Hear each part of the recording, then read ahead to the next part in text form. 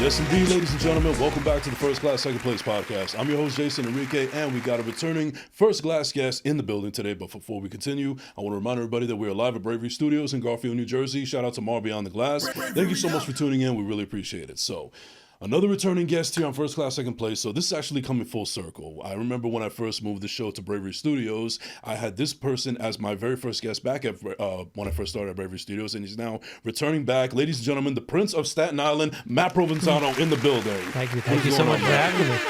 It's an honor to be back, honor to be in this room. Yeah. I've seen several podcasts in this room, and I was jealous because it's really cool. I love the video game setup, everything you got here. Yeah, this is what dreams are made of. Oh yeah, for sure.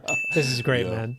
Yeah, so like I just mentioned, the first time I met you, I had brought you on my show the first time around in this building, but we were in a different studio just down that way. We call this the I think this is the I forget the room this name, the Valor Room, and the next one is the what is it called, Marv?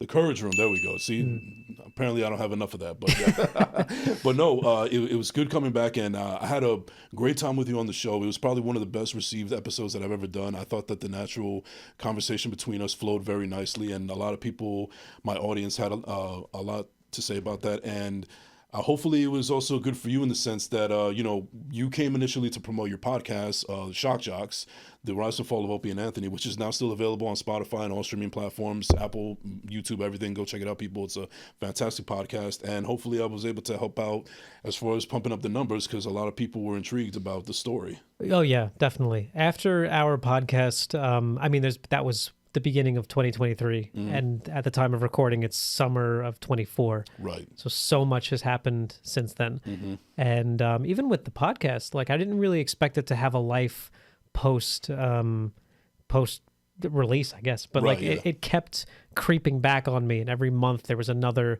piece of news or another thing or another like opportunity. And it's crazy how much of a life that podcast has led. And ever since I discovered that podcast, and I kind of did my own research on Opie and Anthony ever since, and just the follow-up and everything that has happened between them and Jim Norton and so on and so forth, it's just in short words, it's just a freaking mess. Yeah, that's a very polite way of putting it. Yeah. It's insane. Because they've all meshed with what they're doing now. Right. So they've all fallen into whatever they're going to be doing for the rest of their lives, for better or for worse. Right. And they seem to be like happy and okay with that. It's almost like they've come to terms with the fact that they created this thing that was really important and really interesting and entertaining. It was behind them. Their best is behind them. So now they're just kind of chilling. Right. And another thing that I really appreciated on the last episode that we did was we also talked about our love of film. Yes. And so a lot has actually happened. So the last time I saw you was back at the Sweet Life. The bakery owned by parents in Staten Island. Right. Go check it out. And but also when you came on the show, and there was a talk of our love of film, and I actually just rewatched that episode that we did together. And I remember somewhere in there I was mentioning about how I'm doing the podcast now, but there's other avenues that I want to do creative wise, not just the podcast. So ever since then, there's been a couple of things that have happened. You've seen some success, my man. Thank you. That's putting it mildly, and I appreciate it. But I've been able to do a couple of short films. I was involved in directing a TV show that was made for YouTube, and just rubbing shoulders with some pretty important people, and it's just amazing. I didn't think that it would take me the way it is. It's just I didn't think that when I spoke to you back then that I would actually have acting credits to my name that I do now. That's super cool, man. I'm so proud of you. That's you, amazing. Because I even remember when you were telling me, you called me before we did that first podcast, and you were explaining who you were and the podcast and everything that you did. And you said that this was always kind of this was the initial dream for you. And a big dream as you were growing up was to make movies and to be an actor and to be a director, to be a writer. And now you're fucking doing that. And that's great. Yeah. And I mention this all the time, whether on my show or just in real life, just in general, that the way that I look at myself is, I'm not anything extravagant. I'm not anything special, but I want to be an example that if I can do it, then anybody else can. Because I feel like I think we know that in the back of our minds, but we don't practice it enough, honestly. Yeah. As soon as I feel like everybody has this point in their life, some hit it younger, some hit it later, where you realize that as soon as you want to do something, whatever it is, if it's in the arts, if it's in whatever, as soon as you want to do something and there's like any kind of means to do it, like you can do whatever you want if you just, it sounds cheesy, but like I always tell people who if they're in the entertainment field even slightly, if they know how to work a camera a little bit, or if they know how to edit something competently, I always tell people there's gold in the streets if you just go out and look for it. Like there's so much that you can do if you just keep doing it and never stop, if you just keep trying. And like I said, I feel like everybody has a moment where like the Hellraiser box clicks and they understand like, oh, I can do this thing because it's, and I'm good at it, and I can, maybe I'm not like the best at it, but I can keep doing it and eventually reach some kind of something. Right. And I'm glad you actually said that, because I feel like one of the things that stops people from actually wanting to do something, and I don't think it gets brought up enough, is that they initially have a fear because obviously they're passionate about something and they want to be the best of that. But sometimes I think they put too much pressure on themselves to be the absolute best, and that fear creeps up on behind them and it stops them from achieving whatever they want to do because they're afraid of failing. Like they're already having the idea of failure before it actually happens. Right. And that's kind of what stops a lot of people in their tracks, is when either they fall and it seems hard to get back up, or people are doing it for the wrong reason. Like there's a lot of people, I know so many people, a lot of friends that I've had, a lot of people in the industry and like the in the circle of the filmmakers in the tri-state area and anyone in the arts, that say things like, I'm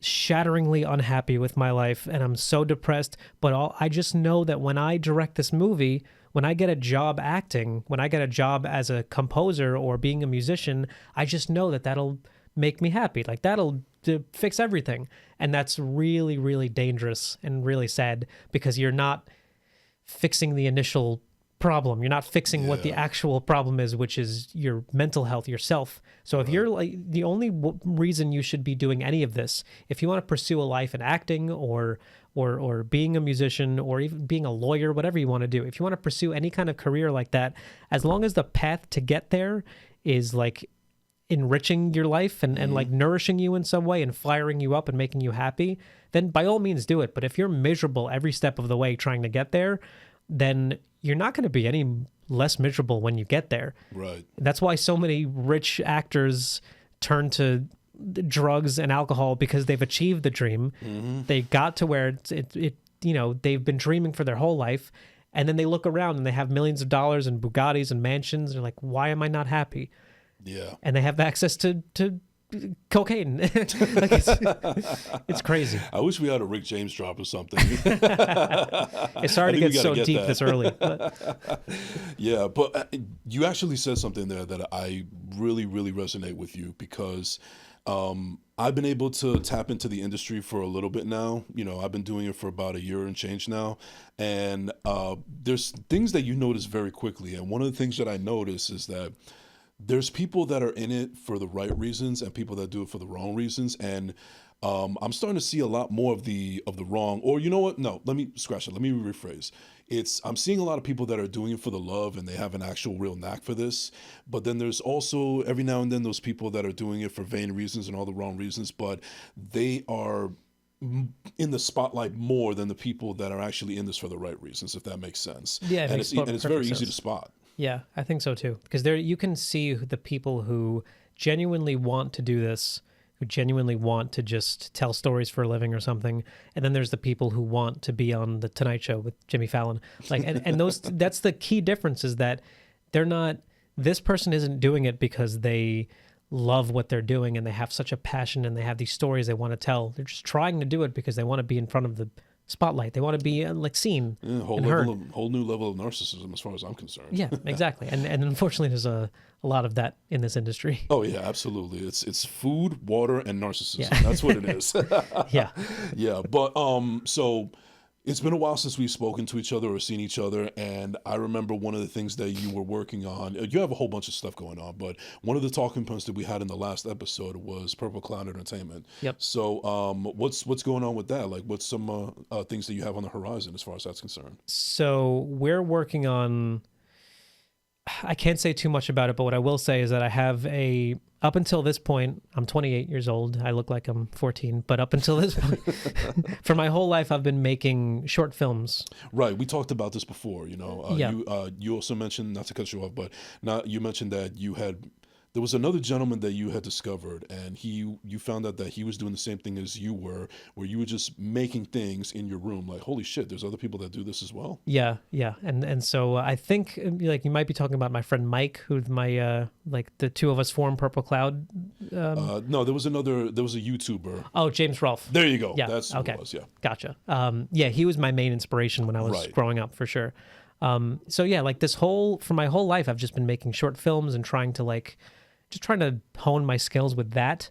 And I just kind of had this realization that I'm not getting any younger. And if I want to have any kind of career in this business, in terms of actually getting paid to tell my own stories, and I don't mean just directing movies, I mean like, you know, if I can get a job making television or even being an actor or a writer or anything like that, if I want to stand a chance at all in being in this business, then I kind of just have to do it. Mm-hmm. And by do it, I mean, I'm planning on writing, I wrote it already, but I'm planning on directing my premiere first feature film in the new year, with produced by Fuzz on a Lens Entertainment from Staten Island, the producers of the Terrifier series, and Stream, which was just released, which I love to talk to you about.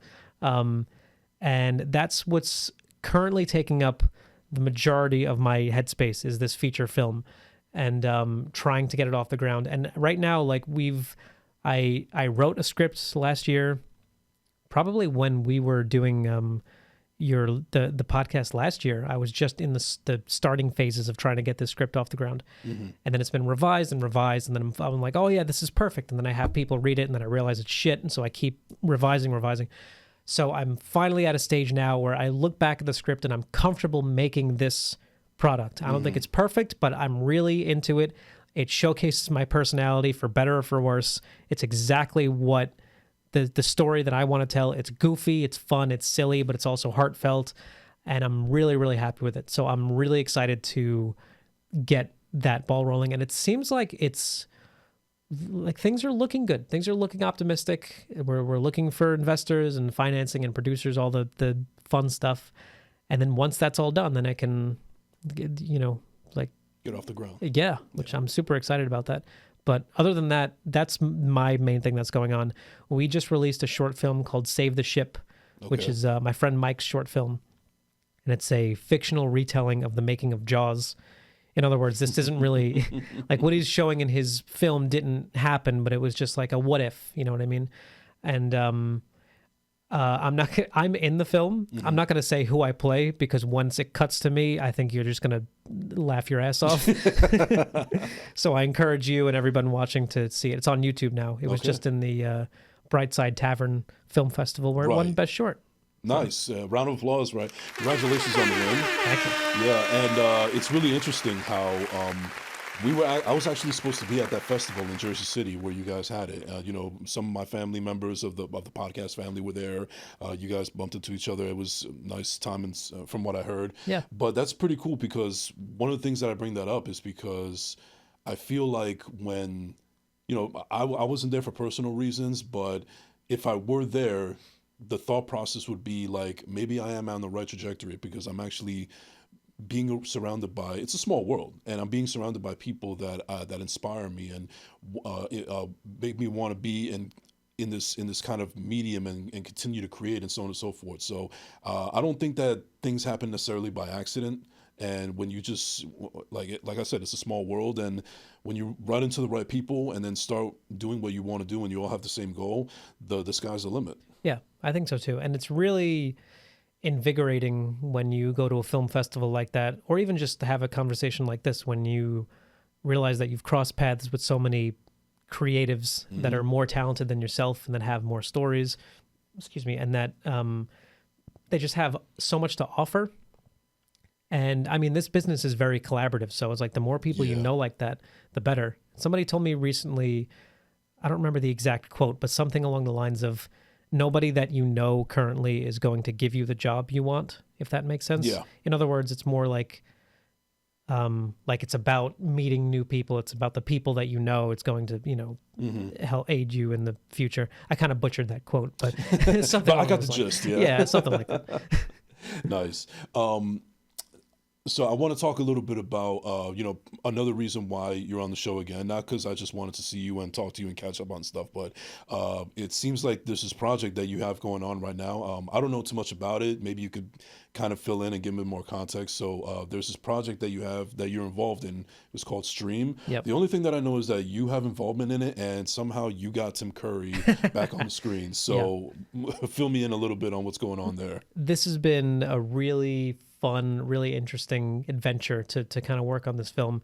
It's a film that I said before, my buddies at Fuzz on the Lens Productions, they've been called the lioness of filmmakers, like the pioneer filmmakers on Staten Island, who are probably the most well known in that regard. Producers of the Terrifier series. They made a bunch of films, Abnormal Attraction and like a Halloween fan film on YouTube, and we've just been like friends for a long time, and we always work adjacent to each other, where whenever we're working on something, we usually help each other in that way. And again, like I said before, it's about the people you know and the people that you're excited to work with, that you look up to in a jealous way, that I wish I was at that level. And so they've always been super nice to me, and they help out as much as they can with my projects. And so when it comes to their projects, if I can do anything, I always say, like, get me on set, get me some footage. I'd love to help however I can. And so for Stream, they fucking took me up on that. So I was one of the associate editors. I was a VFX editor. I made concept art way back in the beginning when they were pitching this thing. I made the opening and closing credits. I had a cameo in the film. I was at the end of it. And there's one other thing that I can't remember at the moment, but I did something else. But I did a lot for this movie. Yeah. And it's super exciting because one thing that I said to them early on was, can I see a rough draft of this thing? There was no music, no color correction, nothing like that. I said, can I see what this looks like? There's spots that were missing, the things that they didn't shoot yet. And they said, sure. So they sent it to me. It was maybe an hour and 45 minutes at the time. They send it and I watch it one night, and I just realized, like, I'm proud to be a part of this, but this is such a solid fucking horror movie. Like, this is really fucking good, and it's so much fun. And the kind of movies that I love, that I respond to, are the movies that are unabashedly, bravely fun, that just have they know exactly what kind of film it is. Like Killer Clowns from Outer Space. Right. It's a stupid movie. The name of the movie is Killer Clowns from Outer Space. It's so silly, but it just it doesn't care. It's like, yeah, this is the movie. Here's what you signed up for. It knows exactly what it wants to be. Exactly. And there's a clown in a pizza box, and there's popcorn. It's so stupid, and I love that. Yeah. That's kind of what Stream is. That Stream isn't stupid, but it's like, it's knows. Absurd. Yeah, it knows what it is. It knows who's going to like it. It knows, like, the Fuzz on the Lens team knew exactly what kind of movie they were making and who it's marketed towards. So it's very gory. It's very fun. If you like horror films, I very much recommend it.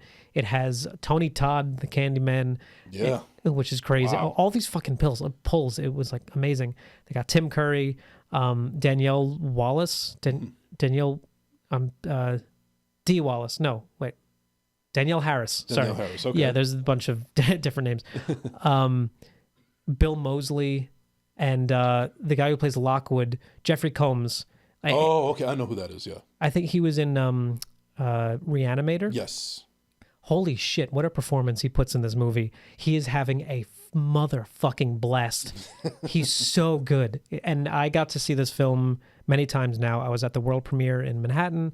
They just had they just showed the film for the first time. Like, it's open now. You can see. I don't know when this podcast is releasing, but in a couple of days, like 72 hours. Okay, yeah. So by this point, you could probably get tickets as we speak, which I implore you to do so. Yeah, I'll definitely try to get some as well. Please, yeah. Yes. It's so much fun, and I definitely urge you to try to get tickets with a big group of people, because it's the perfect, I call it the don't go in there movie. It's like You're Next or The Guest or things like that, where the audience is it's almost like the audience is playing a character in this film, and they're so excited to be there. They're not scared. It's not like Hereditary where it like eats away at you for years and just stays with you. It's a film where everybody is they want to see the kills, and but at the same time it makes them cringe because the gore done by Damien Leone from Terrifier is so real, and it's so fucking crazy, and it's visceral, and these effects, they're amazing. And it's a perfect film to watch in a big theater of people because there's nothing better. There's some crazy twists in the movie that getting to watch that, because I knew it was coming, like getting to see that with a group of people going like, oh gosh, shit, oh fuck. It's amazing. Wow. It's the reason I do what I do, is because I want to manufacture that reaction. Right. So 2 things. I want to say, first of all, I'm ashamed to admit this, but I've never seen Hereditary, so thank you for not spoiling it. Oh, yeah, no problem. I want to see it. I just haven't had a chance to. You know, I don't know if you're that type of person that I know that there's something that I want to watch, whether it's a TV or a TV show or a movie, but I feel like I have to be in the right mind space to watch it. So I just haven't got there yet with Hereditary, so thank you for no spoilers. And 2, just you describing everything that you just mentioned right now, you could see and hear and feel the joy in your face and in your body language, and how much fun you had on this and how proud of you are. And that's what it's all about. Yeah. It's all about doing what excites you, because honestly, I don't mean to sound grim or anything, but we're not on this earth for very long. Unfortunately, I've been just a little bit of side note. I was actually going through my Facebook, and I was going through a number of people that to see who I still follow and everything. And there was maybe a total of like 7 people that are no longer with us on this earth. Yeah. And so it kind of made me realize that it's profound that, you know, I don't know how much time I have on this earth, but I've been able to accomplish what I want to so far, and I know I want to keep on going, but I'm enjoying the ride at the same time. You know, I can't focus too much on, you know, making sure that I have to be the best or, you know, this and that. I want it to be good, don't get me wrong, but I want to be able to enjoy the ride while I'm still here and being able to do the things that I want to do. And thank God I've been able to do that, and hopefully I can be an example, as well as everybody else that I'm involved with, to other people that have aspirations and dreams as well. Yeah, and it's like you got to do this thing. You got to do this podcast. You got to direct the TV, the YouTube TVs. What was it called again? Nights with a K. Right. Okay. And then you got to act a little bit, and you doing a little voice acting too, right? It's funny you mentioned that, because I'm actually going to start doing some VO sessions next week. Yeah, that's amazing. And it's like, this is, you know, you can, as long as you're doing it and as long as you're trying, you can get to say that you did that thing, right? And so that's why, like I was talking about before with my movie, that I'm trying to get off the ground next year. That's one of the reasons why I'm so adamant about trying to get this thing made, is because just for that one reason, because I want to get this thing made, because I want to be able to say that I did this thing. And I'm not super concerned about if it makes a shit ton of money, or if a bunch of people see it, or if it's beloved or anything like that. I just want to make it for myself, to finish this thing, this goal that I've set for myself for literally my entire life, for as long as I can remember, that I wanted to do this thing, just to do it. And then if it comes out, I finish it, I get to say that I've done it, and then who knows, it might not even break even. It might not make any money. It might not make it to theaters. It might just die on YouTube, and then that'll be that. And then I'll have a career as a video editor for the rest of my life, right? Which is fun. Like, I get to, but as long as I did the thing. And like you were just saying, it's like, I got to, you know, I'm very lucky with certain things in my life. I got to make this podcast that was really, that was well received, and that got not like a crazy amount of views by any stretch of the imagination, but enough that it led to fun opportunities. And I got to edit this film that has Tim Curry in it, that brought Tim Curry back to the big screen. Yeah. I got to edit that scene, and I got to like work with his voice, and it's I got to do all of these things, and I got to meet this woman, Camila, who I love very much, and I got to like have my friends and meet all of these people, and meet you, and be able to work creatively with all of these people, and like that's awesome. That's so fucking cool, and it's as long as I just keep doing that, then life is worth living. Right. You know, I don't mean to get super deep, but No, listen, we go balls out no Diddy on the show. We just talk about everything. We like feel free to just go all out with it, and I appreciate it because not only do I, but my audience is going to appreciate that honesty and that openness and that deepness. That's what the show is about. There's no formula. It's just being your 100% authentic self. Yeah, there was a quote from Steve-O like a few years ago that I always stuck with. That he was just talking about some of the stuff he's done. I mean, he's had a crazy fucking life, and he did all this shit with Jackass and all this stuff. Right. And he always said that. He said in this one interview that he was thinking about his life, and he said in his scratchy voice and his Joker voice, he was like, "Yeah, when I was a young kid, all I thought about was I want to be famous, I want to be remembered, I want to matter, I want to make something important." But I get older, and now it's just like, man, fuck, I just kind of want to be happy. Yeah. And that sums everything up. And it's like it goes back to what we were saying earlier about those people who are getting in this for the wrong reason. Mm-hmm. Because at the end of the day, it's like I don't know, like we don't really know how happy Francis Ford Coppola is.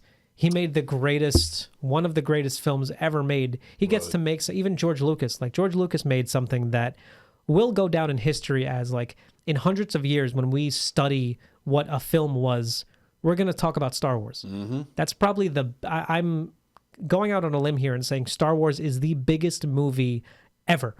Because there's like better movies. There's Casablanca, there's Godfather, but Star Wars is such an epitome of what a movie should be that when we study it, when movies are dead, like when it becomes a new art form and we're looking back to what film started as, we're going to talk about Star Wars. And having said that, like, who knows how happy George Lucas is as a man. Yeah, no, but you're right about that because if I really truly believe, and I could be wrong about this, but I don't think I am ultimately, is that Star Wars was the first film that started a culture as far as movies are concerned. I feel like there is no Lord of the Rings, there's no Avengers, there's no Marvel or anything like that in the cinematic universe if it wasn't for Star Wars. I mean, that's why George Lucas is already a legend and he's going to be remembered forever, and this is going to be studied for centuries and years, long after you and I are gone, and so on and so forth. Definitely. Yeah. So I also wanted to ask you, so it's been a year and some change since you and I have seen each other and when we did that previous podcast in the other room in the studio at Bravery. What would you say from that time when you were on my show to now, you have been able to grow as an artist, an editor, director, writer, actor? How much do you feel like you've grown, and what have you gone through that growth process? That's an interesting question. I mean, every year you go through so much shit that just kind of forces you to grow, and not just as an artist, but as a person. And you kind of funnel that back into whatever you're trying to do ultimately. So in the past year since I've seen you, it's like I've gone through some shit. I've gone through some hardships, and I've seen some fun successes, and I've seen like some highs and some lows, like everybody. Mm-hmm. And all of that helps make you more of a well-rounded person. And also, like, if you're trying to tell stories, that it helps you tell those stories, because it's like, I'm not sure if this is a point I made on the last podcast, but another thing that I see, like a common mistake with people who are trying to make movies or tell stories or do anything, is that all they do is study movies. Just say you want to make a movie. Like, I'm talking about people who want to make movies. All they do is study the technique and filmmaking and movies, and they watch Citizen Kane and all this stuff, and then they fill their head with nothing but movies and that technique. And then when it comes time to actually make a movie, they realize that they have no stories to tell because all they've done is fucking make movies. So it's like, okay, I can make a movie about somebody making a movie. Like, that's all I got. I don't know anything about history or cooking or heartbreak or like loss or travel or anything, because all I've done is lock myself in a basement for 5 years and watch movies. Like, what the fuck do I do now? So in that sense, my point is that a lot of shit has happened to me in the last 2 years, like almost 2 years, that I've tried to push into my creative endeavors. I've traveled a lot. I've seen the world since I've seen you. I've peeped your Instagram. You've been traveling, and that's kind of the reason why I'm bringing this question up, because I feel like you seeing the world that's much bigger than Staten Island or New York or even the whole entire Northeast of America, that brings out something in you. Like it helps you not only grow and evolve as a human, but you're starting to see a bigger vision of what you would want to achieve as far as like your dreams and your other projects and so on and so forth. Yeah, two stories. Okay. The first one, I went to Scotland and London when I was in, it was July of last year. And, you know, listen, for up until like my whole life, I've been like very proud of where I live. I love Staten Island. I have it tattooed on my Yes. shoulder. I got the smiling ferry. I think I have that picture from back then, and this is when Rocco was just a little pup. Yes. Yeah. I got the ferry and I got the thumbs up. Yes. Yeah, I love being from there, and I've always been very prideful of that. And then I go, as soon as you go to Europe, and I went to London and I went to Scotland, and as soon as you see the beautiful fucking opulent castles built centuries ago, and then you come back to Staten Island, it's like, oh, what are we even doing here? Yeah. It just makes you realize, like, there's just more out there. Right. And I think that what made me realize that the most was that this year in like it's August now, so 2 months ago I went to Poland with my girlfriend. My girlfriend's from Poland and her family is there. So we went to her friend's house in Poland, and it was their parents and then a couple of friends, and it was like nearing nightfall. It was like 9 p.m. and it was a house on the mountains, and you could see every star in the sky, and nobody could speak English. Everybody was speaking Polish. It was like 4 hours, and nobody was speaking a lick of it. I do not speak Polish, if you haven't guessed it. Everyone's just speaking Polish. And they're grilling kielbasa over a fire, and they're just talking in Polish. And then I'm looking around, and I had this. First of all, I'm like, this is never going to happen to me again. And this, like, where else could this happen? Even if I go to, I don't know, I'm trying to think of Australia. If I go to Africa, somewhere like that, I'm always going to be a tourist, right? I'm never going to feel like I'm living like they live. But in Poland, I got to like experience what it's like to be somebody from Poland. Wow. And it was really amazing. And at the same time, I was just like, this is so special that I'm here right now. And this happens everywhere, meaning that like I've been to a barbecue before, obviously. Like I've been to a fire pit before at my friend's house when we would just stay up until like 4 a.m. and we would just sit around the fire pit and talk. This is happening everywhere. Like this is happening in Poland. And at that point, as soon as you have that realization, it's like, who the fuck cares who the president is? Who cares what the politics are? And like, this is who we are. This is humanity. And I saw that, and it's that I feel like helps you grow tenfold, not only as a person, but as an artist, when you realize that, when your mind opens up a little bit, when you venture out and realize there's more to life, there's more to the world than just your little bubble. Like, I mean, it's travel. Like travel heals, travel helps so much, honestly. Right. Yeah, no, and I'm glad you mentioned that, because now I'm going to share story time. Please. And I love sharing the story. I'm pretty sure that I've told this on the show before. I can't tell. I almost have 150 episodes. I can't keep up all of them. That's just a little brag right there for the camera. But there's a story that I love telling. So when I was 16 years old, me, my brother, my sister, my mom, and her douchebag of a boyfriend, we went to Dominican Republic for vacation. Almost spit on my water. It was necessary, trust me. So we went to DR.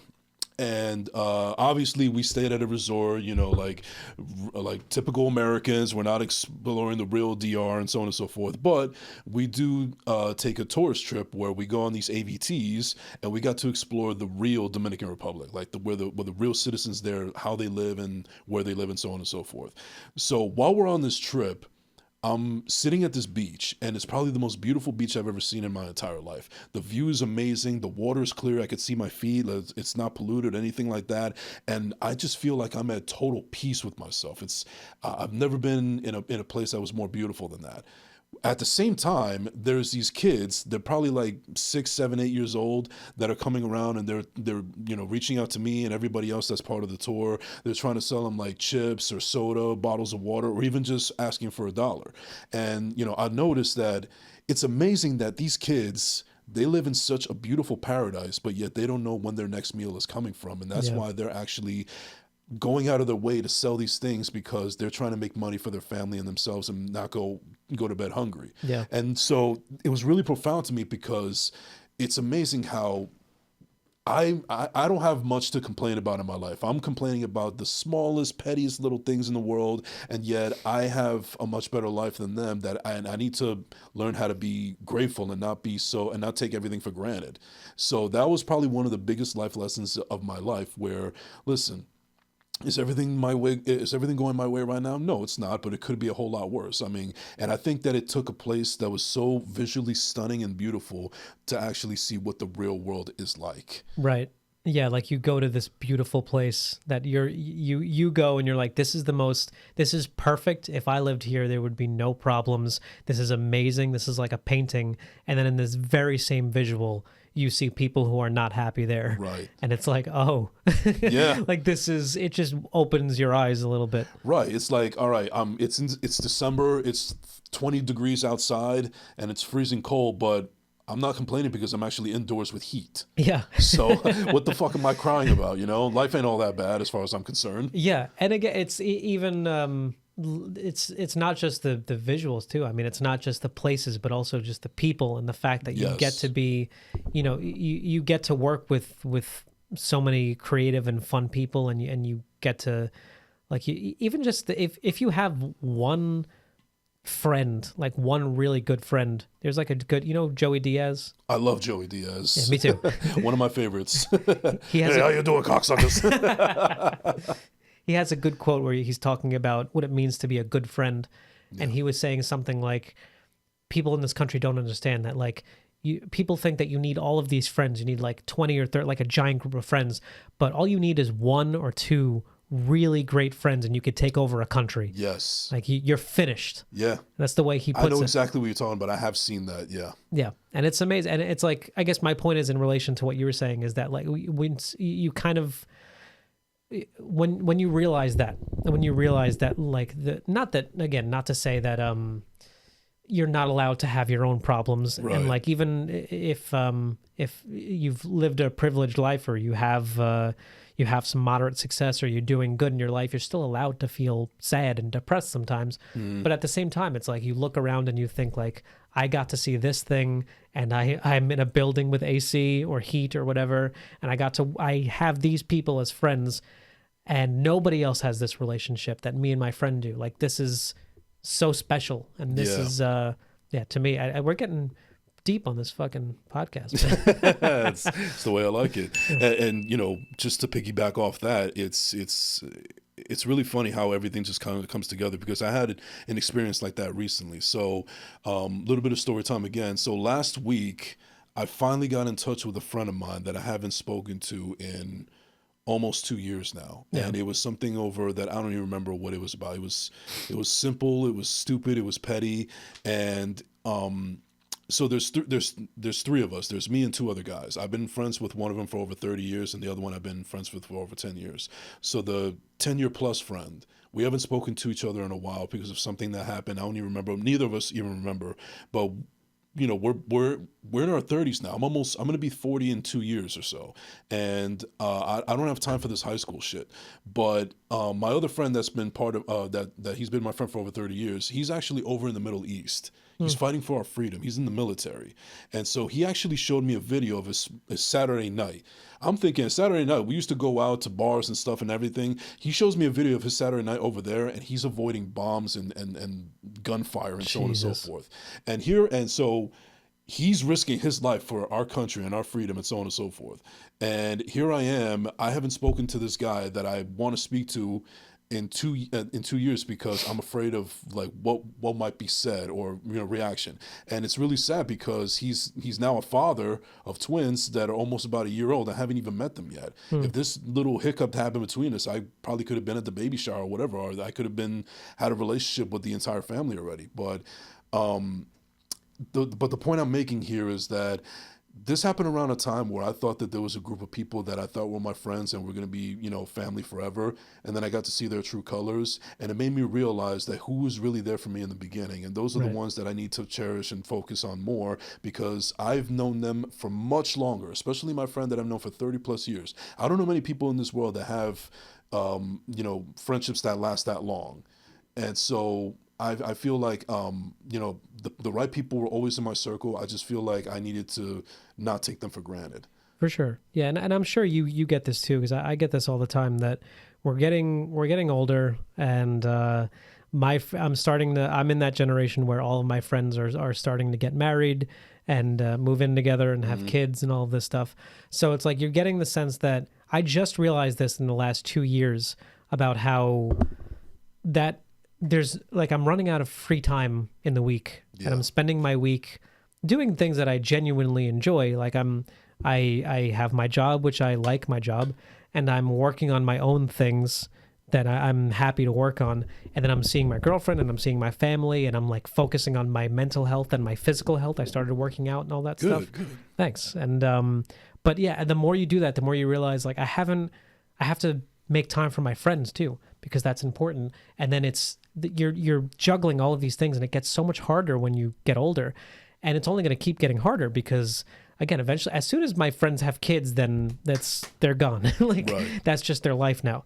So I'm trying to prioritize time with not just my best friends, but like everybody in my circle, even people that I haven't spoken to in a few years, just to like, because that's my favorite thing in life. Not just like watching a great film, but also my favorite thing is having a profound and long, important conversation with a very good friend.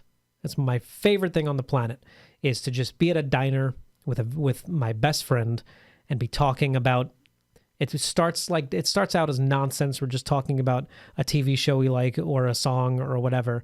And then eventually we're moving on to life and death and like family members and all of this stuff. It's my favorite thing on the planet. Yeah. And I'm trying to prioritize it more and more, because it's getting harder and harder to do that, because we're all getting older. Like we have lives, Right. independent of each other. It's not easy to, in the old days, I can call my friend Mike at 10:30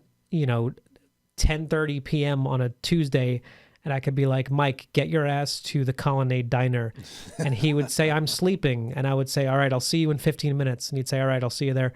And then we just go and we talk. And that's what we did like when we were 20. You can't do that anymore. Right. So I just want to, because my point is that it's that time is important, Absolutely. No, I totally agree with you. Now, I had a thought that I wanted to ask you before, and it kind of got away from me, but now it brought back to me, so I want to get it out before I forget. So when it comes to creatives and what we want to do in life, I mean, obviously film is a big part of our lives, and there's a little bit of a contrast there, meaning that when I wanted to get into the arts, I didn't necessarily have the support from my family and friends, but mostly my family. Not that they didn't think that I was going to be a failure or anything, but they just felt like they've heard too many cautionary tales and they didn't want that for me. So they try to veer me off into something else. And I think they failed to realize that I wanted to do something that I was passionate about, not something that I wanted to get rich off of. And I kind of had to make my own destiny, for lack of a better term, and now I'm starting to reap the benefits of it. However, for you, it's I could be wrong here, but correct me if I am, but it just seems that based on when I met your parents and, some of the things that you've told me from, your stories and your family and friends and everything, it seems like from the very beginning of you knowing what the fuck you wanted to do, that they were always very supportive of it, and they're still supportive of it to this day. Yeah. How important is that for you going forward, and have you had a little bit of peaks and valleys along the way as far as that's concerned? Yeah, it's very important. And they've always been extremely supportive of whatever I wanted to do. And they've guided me in terms of pushing me in the right direction, pushing me to a right career path or to make a smarter decision or anything like that. But they've always supported what I wanted to do. They never said, maybe you should try law school or maybe you should try something else because this is very hard. They would acknowledge, they would don't get me wrong, this is extremely fucking difficult. Right. And if you want to go down this road, you're going to have a hard time. But if you want to do it, do it. Like, let's see how it goes. They've always been very, very supportive of that, and that's very important. Not just my mom and dad, but my older brother and everybody in my life, everybody in my family, all of my teachers, most of them. Some of them weren't exactly. You're always gonna have a few of those. Oh yeah, and the ones that detract you are only make you stronger because it develops an "I'll show you" attitude. But yeah, no, that's been very important in terms of peaks and valleys. It's been like you're saying peaks and valleys, like with their moral support and things like that. Well, I would say that maybe you like were working on something and you hit a wall, and there were those moments where you felt like it was maybe this isn't going to work out after all, but they were either in agreement with you and they made you they want to help you find a different path, or they actually be like, they actually pick you up and get back to what you need to do. Yeah, it was. What's interesting is that they can only, because, and I'm not like they'll agree with this. They're not in the entertainment industry, Right. So there's only so much advice that they can give when it comes to decisions to make and things to do, because there's a lot that they don't understand about what it takes to finance a movie or do any of this crazy shit. Right. But they give me the life advice to at least try to start to like be a man and to be an adult and to just do the thing. And they've never, I'm trying to think of a specific example if like they've ever like disagreed with something or tried to like push me in a direction or helped me with something like that. I'd have to like sit down and think about it, but it's a lot of, they trust me. They trust that eventually I'm going to make the right decision, and that even if I don't, like I'm strong. They've raised me enough to the point where I'm strong enough that I'll be able to get back up because of them. So they trust in me in that sense. Right. Hi, Mom, by the way. I love that. Well, so I'm looking at the time, and we're actually pressed for time. This is really shocking to me because I feel like it's shocking to me as well. Yeah, I feel like it's especially since you and I haven't spoken in a while. I've been doing my thing, you've been doing your thing, and there's a lot to catch up on. But I just want to say that it's been really good speaking to you and seeing everything that you've been doing on social media. I've been following you and seeing all the things that you're doing. It's I don't want this to sound weird or anything, but like. I don't want to say that I've been jealous of the life of Matt Provenzano, but I think that it's something that I want to aspire. And what I mean by that is like I want to start being able to try to travel more and keep on doing the things that I love doing, and actually finding love and so on and so forth. And I'm actually feeling I'm on the right path finally as far as that's concerned. So, that's great. And it's weird because like I'm a little bit older than you, but yet I'm looking up to somebody like you in a way when it should be the opposite way around that, society would say. But I guess the point that I'm making here is that you never know who you're going to come across, and they're going to inspire in you ways that you never thought they would. And, it's not like you and I have to speak every single day or keep in contact or anything. Every now and then, and it's a magical feeling. Like I haven't spoken to you or seen you in a while, but it also kind of feels like no time has really passed by. Yeah, honestly, and I appreciate you saying that. Like, thank you very much. It's been like a pleasure getting to know you and watching your success as well. And I feel like we always, like, if we do this, even if it's like yearly, and we kind of catch up with each other's lives and what's going on and updates and promoting whatever the both of us are doing, then I would love to. I mean, like, what better relationship than that? Like, that's great. I'm lucky to have to get to know you and to be on this podcast. Yeah. Who would have known that Opie and Anthony would have brought us together? Yeah, how about that? the best thing they've ever done. Yes. Did I tell you that they've seen the podcast and they saw me on Vice TV? You did not mention that, but I did see Vice because you told me about it. Yeah. Matter of fact, that the frame that you used when you were on my podcast previously, you used that frame.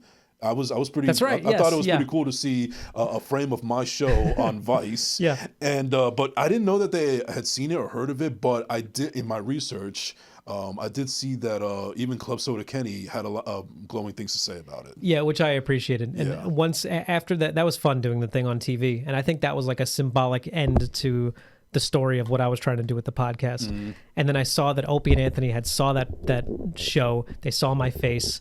And Opie didn't really seem to care about it. He used it as an excuse to like talk about himself and bash Anthony.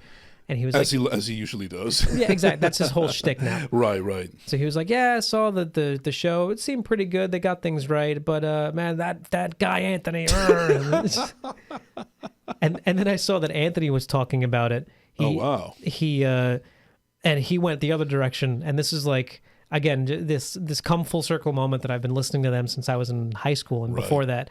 And now I got to watch Anthony say, and I quote, he goes, yeah, I watched the show, and then at the end they got this dickbag podcast guy, and he's talking about me, and I was like, that's me.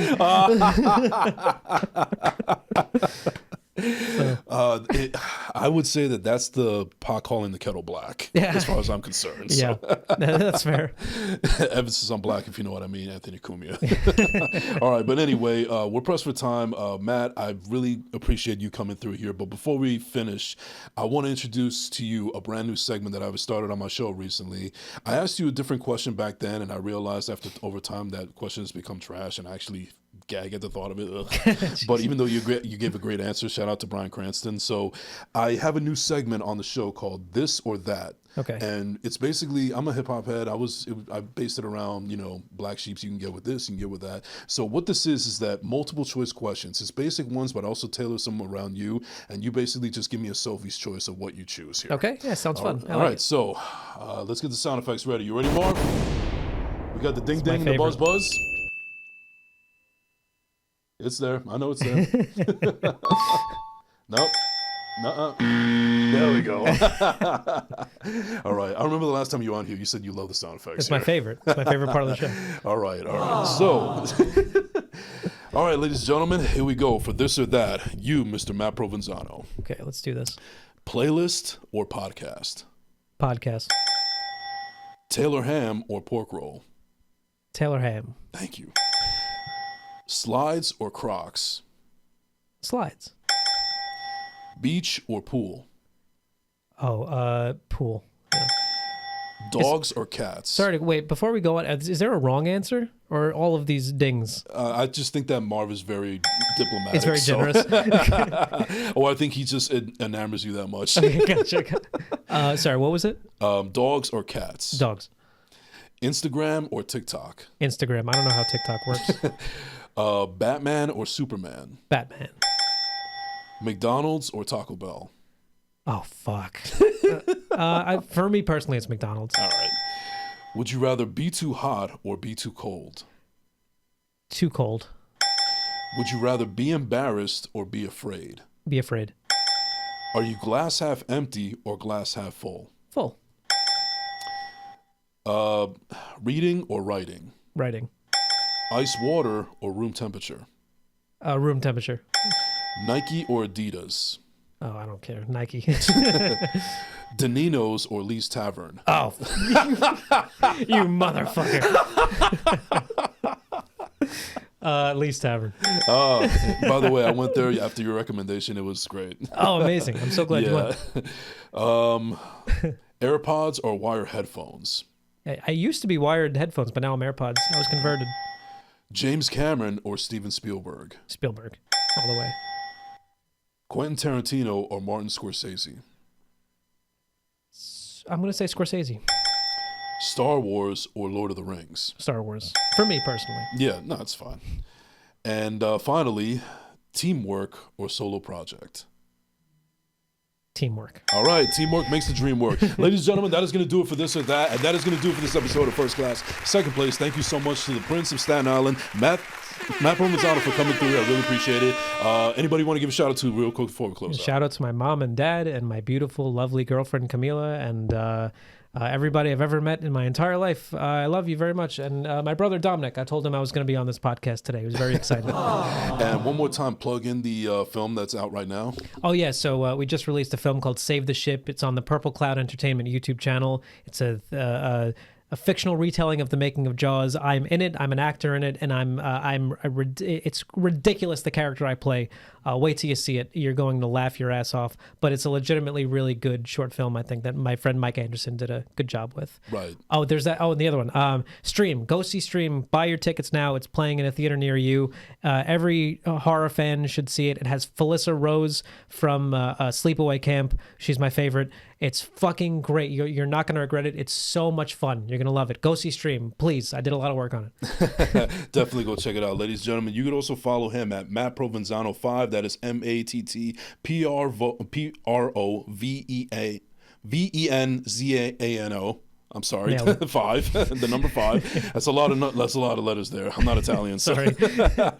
But you can find them there on social media. Don't forget to follow him on Purple Clown Entertainment. My personal favorite is Divine Intervention. Go check out that film. And ladies and gentlemen, you can find me at I Am Jason Enrique on all social media platforms. Don't forget to like and subscribe on YouTube at Jason Enrique. Thank you so much for tuning in. We really appreciate it. This has been the First Class Second Place podcast. We out.